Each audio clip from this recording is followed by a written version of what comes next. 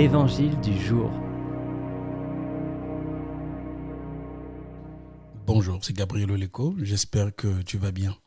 Aujourd'hui, notre lecture se trouve dans Matthieu chapitre 7, verset 6 et puis verset 12 à 14. Lisons.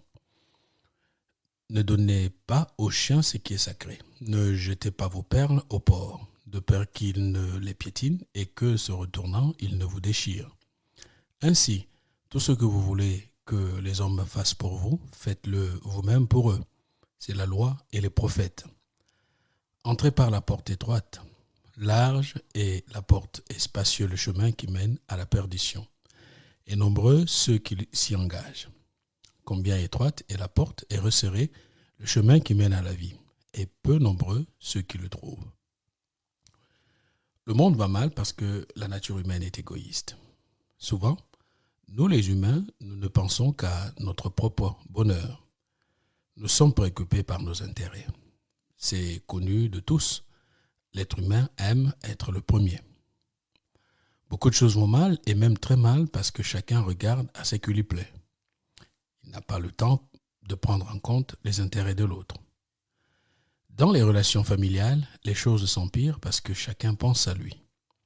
Au travail, le climat se détériore à cause de l'égoïsme et de la dureté du cœur humain. Et pourtant, à travers notre texte du jour, Jésus donne à ses disciples la clé qui conduit à la paix véritable. Il ne s'agit pas ici de n'importe quelle paix, mais de celle qui commence à l'intérieur de nous pour se répandre à l'extérieur. Il faut le reconnaître que cette paix est l'œuvre du Saint-Esprit agissant dans un cœur régénéré. Parce que nous sommes des êtres qui avons un lien social, il est important d'intégrer le commandement de l'amour du prochain, qui constitue une exigence élevée capable d'agir comme un puissant levier dans notre vie au quotidien. Quand on regarde attentivement nos rapports humains, et que ce soit dans le domaine des affaires ou autre, c'est souvent le souci de notre avantage qui nous guide. Mais à travers notre lecture du jour, le challenge qui nous est lancé ici consiste à nous interpeller sur la manière dont nous voudrions être traités par les autres dans telle ou telle situation. Cela nous permettra de les traiter en conséquence. Par exemple, avant de frapper, de tuer, de voler, de violer, de tromper, de calomnier, d'injurier l'autre, demandons-nous d'abord si nous aimerions qu'on nous fasse la même chose. Vous voyez bien que cette vision change complètement la donne. Elle sert de digue, de protection pour la santé des relations. Elle crée des conditions d'une nouvelle société. Elle fait la promotion des valeurs d'un autre royaume.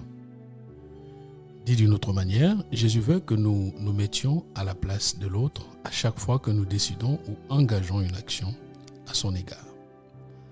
Mais que résulte-t-il de l'application de ce principe? Jésus dit qu'en faisant ainsi, c'est-à-dire en prenant en compte l'intérêt de l'autre, nous accomplissons la loi et les prophètes.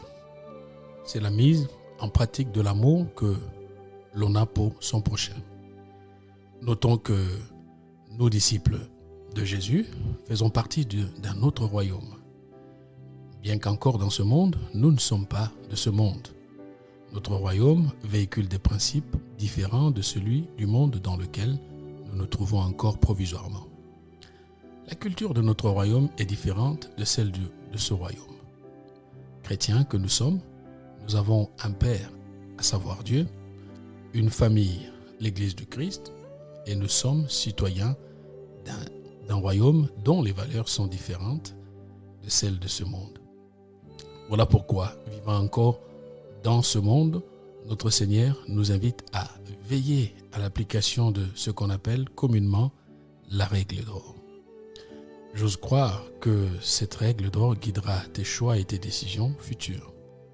Pour ceux qui le font déjà, continue à le faire. Passe une bonne journée et que Dieu te bénisse. Si cette méditation t'a encouragé, pense à la partager autour de toi. Pour nous retrouver chaque jour, abonne-toi et active la cloche.